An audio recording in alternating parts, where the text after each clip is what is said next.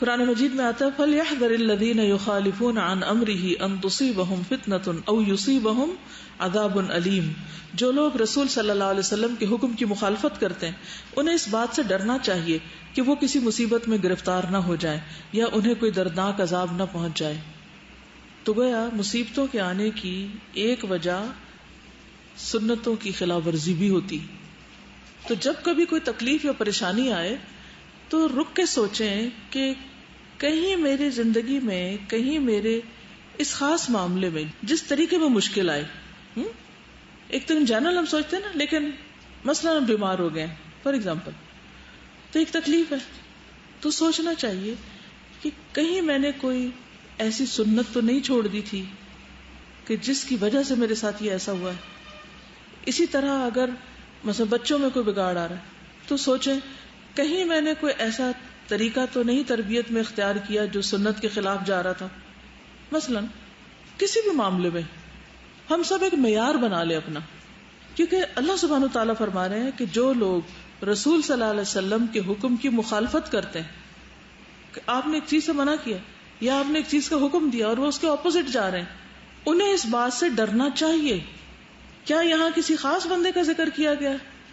کفار، منافقین، مشرکین، ان کا ذکر کیا جا رہا ہے.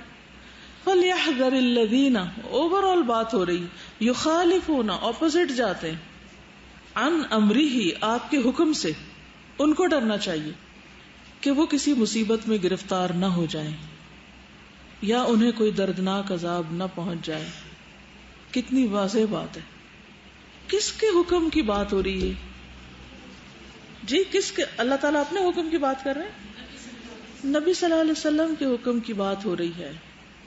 انہیں سنت کا پتہ بھی چل جائے، پھر صریحاً خلاف ورزی انسان جان بوجھ کے کیے چلے جائے، یہ سوچ کے کہ سنت ہی تو ہے، کون سا قرآن کا حکم ہے، کون سا اللہ کا حکم ہے. فرق کرتے ہیں نا، کون سا اللہ کا حکم ہے. بہت ساری سنتیں ہیں جن کے بارے میں جاننا چاہیے، اور جیسے عام طور پر ہم لوگ سنت صرف محدود چند چیزوں کا نام ہم نے سنت رکھا ہوا ہے، لیکن مثلا مختلف معاملات کو آپ نے کیسے سلجھایا ان سنتوں کو ہم نہیں دیکھتے. گھر والوں سے کیسے معاملہ کیا، نہیں سنت اس کو فالو کرتے. تبلیغ کیسے کی، سنت کو فالو نہیں کرتے. صبر اور استقامت کیسے اختیار کی کسی چیز میں، تکلیفوں کو برداشت کیسے کیا، ان سنتوں کو ہم نہیں سمجھتے. آپ میں سے کوئی ہے جو مشکلات والی کتاب پڑھ رہا ہو؟ میں تو اس کو ریگولرلی پڑھ رہی ہوں، ایک چیپٹر روز پڑھتی ہوں الحمدللہ.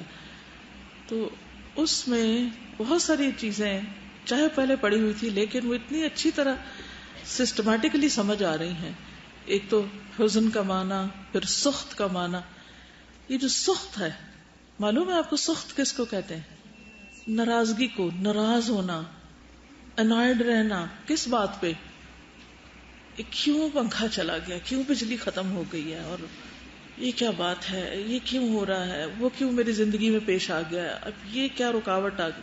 غصے میں رہنا، اریٹیٹڈ رہنا، اور ہر وقت بس ایک بھائی کیا ہو گیا، کوئی وجہ ہے نا. اب اس طرح اس ناراضگی سے کچھ حاصل ہوگا؟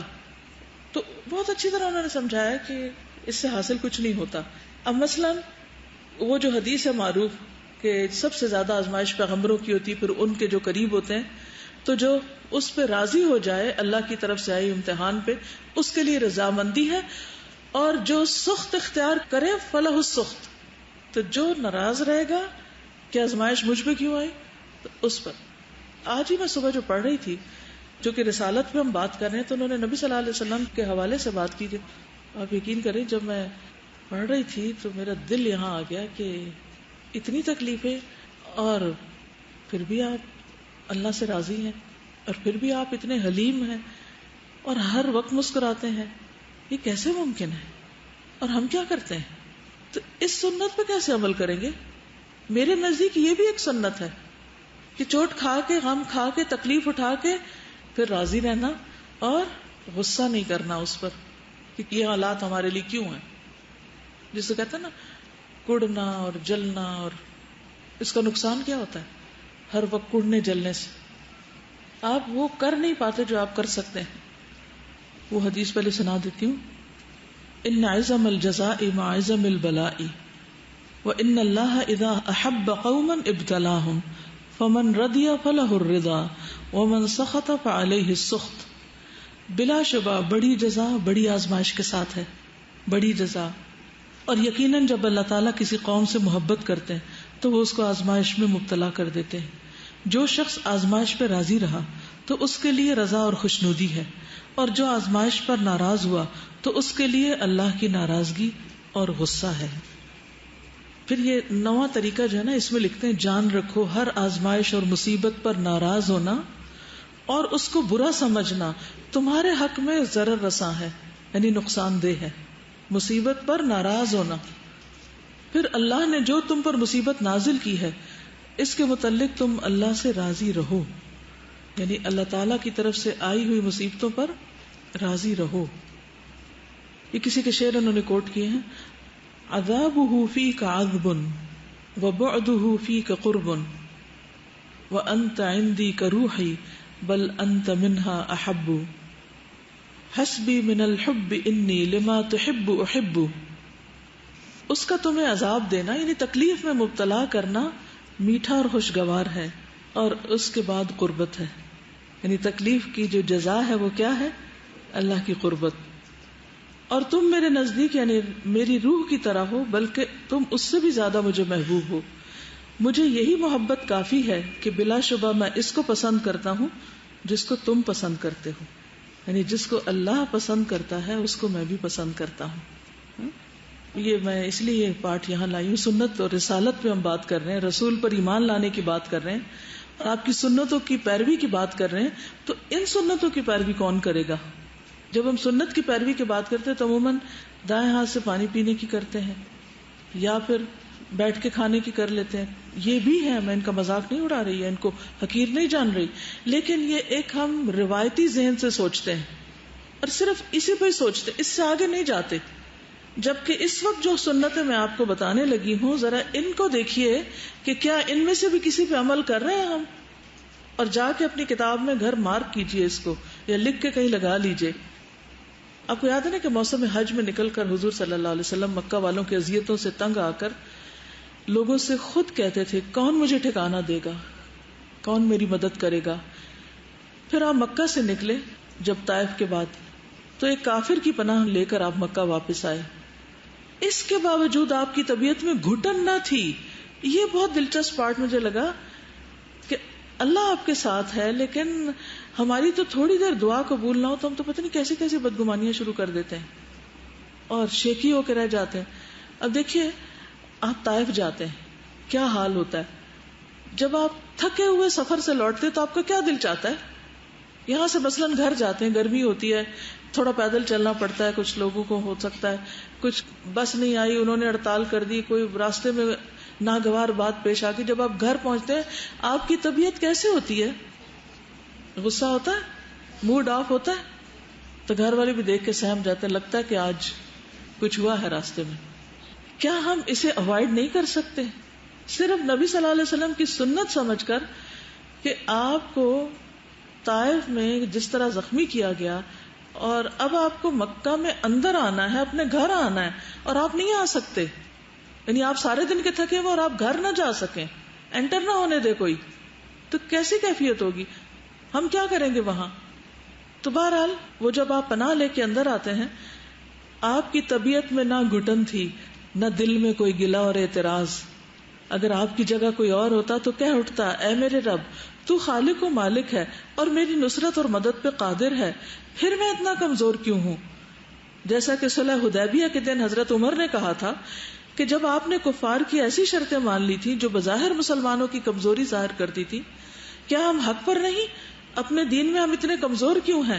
جب عمر نے یہ سوال کیے تو رسول اللہ صلی اللہ علیہ وسلم نے کیا جواب دیا تھا؟ انی عبد اللہ ولن یضیعنی، میں اللہ کا بندہ ہوں، وہ مجھے ہرگز ضائع نہیں کرے گا.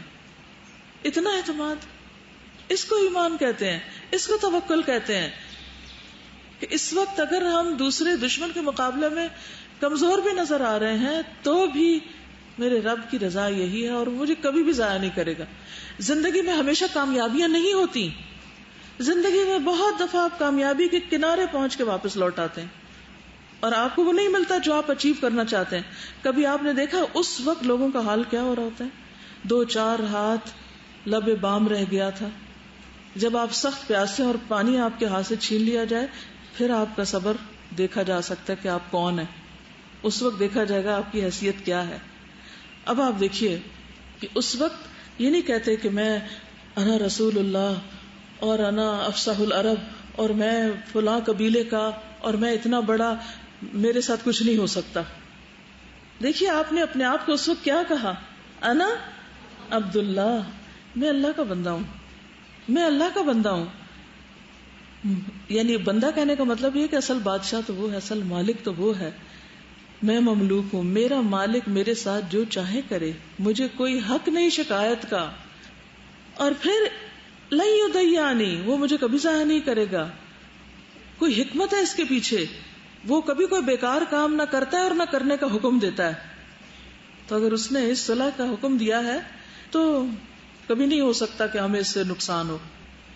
وہ جو الحیاء خیر کلہ والی بات ہے نا، بظاہر نہیں بھی سمجھ آ رہی، لیکن جو یقین ہے نا کہ کبھی نہیں ہو سکتا کہ اللہ کے رسول صلی اللہ علیہ وسلم کسی بیکار بات کا حکم دے. اس کو ایمان کہتے ہیں. سمجھ آ رہی ہے؟ اسے ایمان کہتے ہیں. ہمارا ایمان ہی تو خراب ہے، کمزور ہے، ویک ہے، اس لیے باقی ساری ویکنس عمل میں. پھر آگے دیکھیے کہ آپ کو بھوک کی آزمائش میں مبتلا کیا جاتا ہے. آپ اپنے پیٹ پر پتھر باندھے ہوئے ہیں، حالانکہ اللہ آسمان و زمین کے خزانوں کا مالک ہے. آپ کے صحابہ کرام کو قتل کیا جاتا ہے، آپ کے چہرے کو زخمی کیا جاتا ہے، احد کے دن آپ کے دندان مبارک کو توڑا جاتا ہے، آپ کے چچا حمزہ کا حلیہ بگاڑ دیا جاتا ہے. اس کے باوجود آپ خاموش ہیں، بے صبری کا ایک لفظ بھی زبان پر نہیں. آپ کو ایک بیٹا دیا جاتا ہے، یعنی ابراہیم کی بات ہو رہی یہاں پر، وہ بھی واپس لے لیا جاتا ہے. 18 ماہ کے وہ فوت ہو گئے تھے. وہ حسن اور حسین جن سے آپ دل بہلاتے ہیں، ان کے بارے میں آپ کو خبر دی جاتی ہے کہ انقریب وہ آزمائشوں اور تکلیفوں میں مبتلا ہونے والے ہیں. بچوں کے معاملے میں انسان بہت کمزور ہوتا ہے. اگر آپ کو یہ پتا چلے کہ آپ کے بچے پہ کوئی پریشانی آنے والی ہے تو آپ کی راتوں کی نیندیں اڑ جائیں. اور آپ ان کو جنت کے پھول کہتے ہیں اور ان کو یعنی کتنی محبت کا ان سے اظہار کرتے ہیں، اور آپ کو بتا دیا جاتا ہے کہ ان کے ساتھ بھی بڑی آزمائشیں آنے والی ہیں. وہ عائشہ جن کی صحبت میں آپ راحت اور سکون محسوس کرتے ہیں، ان پر تہمت لگا کر آپ کو تنگ کیا جاتا ہے.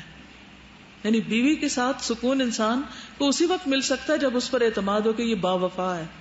عورت کی سب سے بڑی خوبی با وفا ہونا ہے شوہر کے ساتھ، یعنی شوہر کی نسبت سے. اور بھی خوبیاں ہوتی ہیں لیکن یہاں شوہر بیوی کا جو باہم تعلق ہوتا ہے اس میں وفاداری اور ٹرسٹ جو ہے وہ سکون کا راز ہے. اگر دونوں کو ایک دوسرے پہ شک ہو جائے نا، ٹرسٹ اٹھ جائے، تو انسان کا چین اٹھ جاتا ہے. تو یہاں آپ دیکھیں کہ اس راستے سے بھی آپ کو پریشان کیا جاتا ہے. پھر آپ اپنی نبوت اور رسالت کے ثبوت میں کتنے زیادہ معجزات دکھاتے ہیں، پھر بھی مسلمہ کذاب اور اسود انسی جیسے جھوٹے نبوت کے دعوے دار کھڑے ہو جاتے ہیں آپ کے مقابلے میں کہ وہ آپ کی نبوت میں شریک ہونے لگتے ہیں. آپ ان کے سامنے امانت و صداقت جیسی پاکیزہ صفات کا مظاہرہ کرتے ہیں، پھر بھی لوگ آپ کو جھوٹا اور جادوگر کہتے ہیں. آپ بیمار ہوتے ہیں تو آپ کو 2 آدمیوں کے برابر بخار چڑھتا ہے، پھر بھی آپ کمال صبر کا مظاہرہ کرتے ہیں. آپ خاموش ہیں، آپ مطمئن ہیں. آپ پر موت کی سختی شروع ہوتی ہے. جب آپ کی وفات قریب آتی ہے، موت کی سختیاں شروع ہوتی ہیں، اور آپ ایک کھردری چادر اور موٹے تہبند کو باندھے لٹے ہوتے ہیں. اس رات آپ کے گھر میں چراغ جلانے کے لیے تیل بھی نہیں ہوتا. یہ کس کی سنتیں ہیں؟ کیا یہ سنتیں نہیں ہیں؟ ہمیں اللہ کے راستے میں تھوڑی سی مشکل کوئی آ جائے تو ہم الٹے پاؤں واپس پھرنے کو تیار ہوتے ہیں، اور تمنائیں گے جنت میں آپ کا ساتھ چاہیے. باتیں کتنی بڑی بڑی کرتے ہیں ہم سب.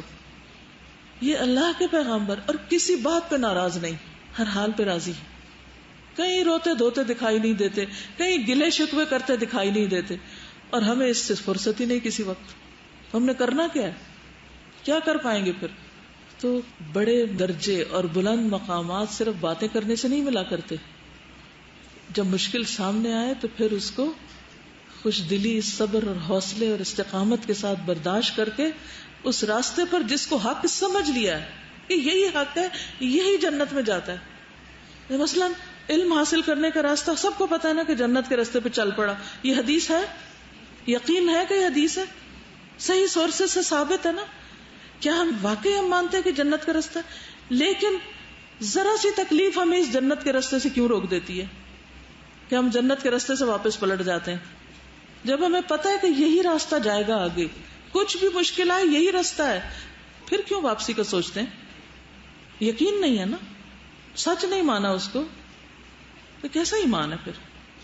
اسی لیے ایک شخص نے بار بار سوال کیا کہ میں کیا کروں, تو آپ نے فرمایا قل آمنت باللہ ثم استقم, میں اللہ پہ ایمان لایا پھر جم جاؤ, تو واپسی کا راستہ نہیں. تو جس دن ہمارا ایمان درست ہو گیا اسی دن اخلاق درست ہوگا, اسی دن اعمال میں استقامت آئے گی, اسی دن پھر ہم یہ بڑی بڑی مشکلیں آسانی سے بھگت جائیں گے, کیونکہ ہمیں پتا ہے کہ اس کے بعد جنت کی راحت ہے. اور اگر اس راستے سے پھر گئے تو آگے بڑی ہلاکتیں ہیں, وہ نہیں برداشت کر سکتے ہم, یہ کر لیتے ہیں. جب بڑی کے مقابلے میں چھوٹی دیکھیں نا, تو دنیا کی ہر دنیا ہے ہی ادنا چھوٹی, اس کی آزمائشیں بھی چھوٹی ہیں, اس کی خوشیاں بھی چھوٹی ہیں, تو یہ چھوٹی برداشت کر لیتے ہیں, گرمی برداشت کر لیتے ہیں, بھوک برداشت کر لیتے ہیں. اب کئی لوگوں کو میں نے سنا ہم پڑھنا تو چاہتے ہیں لیکن آپ کے ہاسٹل میں رہنا بڑا مشکل ہے. بھئی کیا کریں, جو اویلیبل ہے وہی دے سکتے ہیں نا. اب ہر ایک کے لیے محلات کہاں سے بنائے ہم؟ یہی ہے, پڑھنے کو دل تو بہت چاہتا ہے مگر ہال میں گرمی بڑی ہوتی ہے. ہم یہ کرنا چاہتے ہیں مگر یہ ہوتا ہے, وہ کرنا چاہتے ہیں مگر یہ ہوتا ہے. تو اگر مگر میں زندگی گزر گئی اور محروم رہ گئے خیر سے. تو اس لیے وَإِنْ آمَنُوا بِمِثْلِ مَا آمَنْتُمْ بِهِ فَقَدْ اهْتَدَوْا, جیسے صحابہ ایمان لائے تھے نا, انہوں نے کہا تنگی ہو, ترشی ہو, بھوک ہو, سردی ہو, گرمی ہو, مال ہو, جان ہو, بس حاضر ہیں. انصار ہو کہ مہاجرین ہو, دونوں کا یہی حال تھا, تب کام کی تکمیل ہوئی تھی. اسی بک کے اسٹارٹ میں جب میں نے اسے پڑھنا اسٹارٹ کیا تھا تو جب رائٹر وہ دے رہا ہوتا ہے, انٹروڈکشن دے رہا ہوتا ہے آف دا بک, اس میں انہوں نے ایک لائن لکھی ہوئی تھی کہ مشکلات بھی جو ہیں وہ ایک نعمت ہے اللہ تعالیٰ کی طرف سے. مجھ سے یہ لائن ہضم نہیں ہوئی تھی, میں نے کہا کیسے ہو سکتی ہے. اور پھر ایک دو دن کے بعد ایک پوائنٹ میرے ذہن میں آتا, ہاں اس طرح سے ہو سکتا ہے, پھر آتا پھر ہاں اس طرح سے ہو سکتا ہے. وہ جو بات کی مشکلات درجات کی بلندی کا سبب بنتی ہیں وہ تو سب سے اوپر ہے نا. پھر اس کے بعد آئی واز تھنکنگ کہ ذرا سی مشکل آتی ہے, آپ کو کتنے لوگوں کا پتہ چل جاتا ہے کہ کون آپ کے ساتھ سنسیئر ہے اور کون نہیں ہے. آپ وہ چھانٹی کرتے جاتے ہیں کہ آپ کسی بھی وقت میں کن کے اوپر اعتماد کر سکتے ہیں اور کن کے اوپر نہیں. آپ کو اپنے ٹرو جو ہے وہ کمپینینس کا پتہ چلتا ہے. And at the end means مجھے سب سے زیادہ امپورٹنٹ چیز یہ لگ رہی تھی کہ کسی بھی مشکل میں آپ کو پتہ چلتا ہے کہ نیکسٹ ٹائم آپ کی کیا اسٹریٹجی ہونی چاہیے. اس وقت تو آپ ہچ ہائک کرتے ہوئے جا رہے ہیں, آپ کو پتہ نہیں ہے, ٹرائل اینڈ ایرر بیسس پہ آپ اپنا سارا کام کر رہے ہیں, لیکن نیکسٹ ٹائم خدا نہ خواستہ کوئی پرابلم آپ کو فیس کرنا پڑتی ہے تو پھر وہ کس طرح سے آپ سالو کریں گے. اور پھر ہر مشکل میں انسان مزید اللہ تعالیٰ کے قریب ہوتا ہے, اور جب مانگ رہا ہوتا ہے تو اس میں ایک سچائی ہوتی ہے, خلوص ہوتا ہے. تو مجھے یہ ساری چیزیں ایک ایک پوائنٹ کے ذہن میں آتا ہے تو میں کہتی ہوں ہاں بالکل ٹھیک بات ہے کہ مشکلات ہی نعمت ہوتی ہیں. اسی لیے تو وَالْعَصْرِ إِنَّ الْإِنسَانَ لَفِي خُسْرٍ إِلَّا الَّذِينَ آمَنُوا وَعَمِلُوا الصَّالِحَاتِ وَتَوَاصَوْا بِالْحَقِّ وَتَوَاصَوْا بِالصَّبْرِ. تو آپ اکیلے کر رہے ہوتے ہیں مگر آس پاس کے لوگ توڑ رہے ہوتے ہیں, تو پھر کمپنی تبدیل کریں کہ جو آپ کے صبر میں مددگار ہوں, نہ کہ اس کو ہلانے والے. آپ اس کتاب کو پڑھیے, ایسے ایسے نقطے اس میں ہیں, چھوٹے چھوٹے چیپٹر. بڑی اچھی بات ہے کہ 2-2 صفحے 2.5 صفحے کی بات ہے. میں یہ سوچی تھی اگر انسان کا ضمیر جاگا ہوا تو ہر مشکل کے اندر ہی جب آپ خود سوچ ہوتے تو آپ کو پتہ چلتا ہے کہ اللہ تعالیٰ کہیں نہ کہیں ہمارا دفاع کر رہے ہیں. جیسے جب ہم نبی صلی اللہ علیہ وسلم کے معجزات پڑھ رہے تھے تو مجھے سب سے پہلا یہ یاد آیا تھا کہ ایک دفعہ نبی صلی اللہ علیہ وسلم اور حضرت ابو بکر اکٹھے بیٹھے تھے, اور ابو لہب کی بیوی جب مارنے آئی تھی تو اس کو حضرت ابو بکر تو نظر آئے تھے لیکن نبی صلی اللہ علیہ وسلم نظر نہیں آئے تھے. تو اللہ تعالیٰ نے کس طرح سے ان کا دفاع کیا, بالکل ہر موقع پہ دفاع کیا. چلیے آگے چلتے ہیں.